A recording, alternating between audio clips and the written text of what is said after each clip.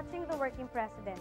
Last week, pinasinayaan ni Pangulong Arroyo ang San Juan Port sa Batangas na siyang inaasahang makakatulong sa pag-unlad ng komersyo at turismo dito. Panoorin natin ang sa atin ito para sa buong detalye.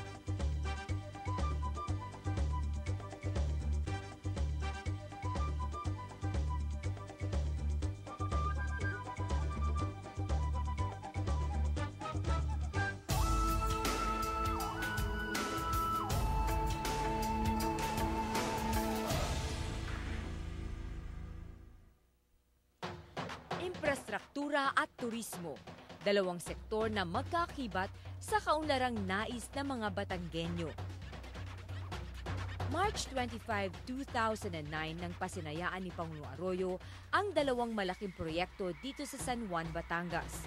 Ang pagbubukas ng San Juan Port Development Project o Subukin Port at ang San Juan-Laia Road Aplaya Section kung saan matatagpuan ang mga world-class beach resorts na dinarayo ng mga turista. Natutuwa ako kami at nung huli tayong magkasama noong isang taon, nakita naman ninyo yung mga infrastrukturang ginagawa at sa wakas ay sa katuparan na rin yung pangarap ng mga kababayan namin dito sa San Juan, hindi lang sa San Juan, hindi sa Batangas.